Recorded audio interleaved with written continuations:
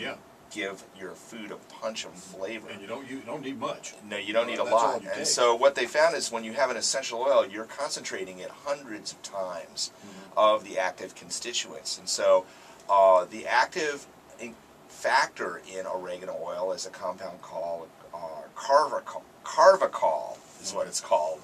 Carvacol, and they will actually measure how much carvacol is in oil of oregano to give you, if you know the potencies there. So the big use of it, originally, it's kind of expanded as they realized all it does is it's a really big antifungal factor that's very, very good. So it's been used a lot for people with dealing with yeast overgrowth, or what they call Candida albicans overgrowth, which can show up in a myriad of symptoms in people. One of the classics that a lot of people don't realize is anybody who's dealing with chronic sinusitis, when you have constant sinus issues. That's a fungus? It's often caused by an overgrowth of yeast, of the Candida albicans yeast. Oh my goodness. That's in there. We usually think of it in women in yeast infections that they get, but it can happen usually at post-antibiotic treatment if you do not replace the beneficial bacteria in the system. And then it's fed by a high-sugar diet. So you take the classic American diet,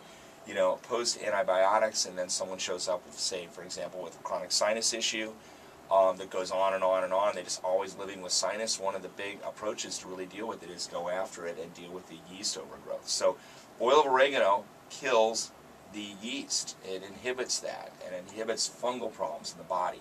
But it's also spread to some general use for helping the immune system. So it's been used now for things like general infections.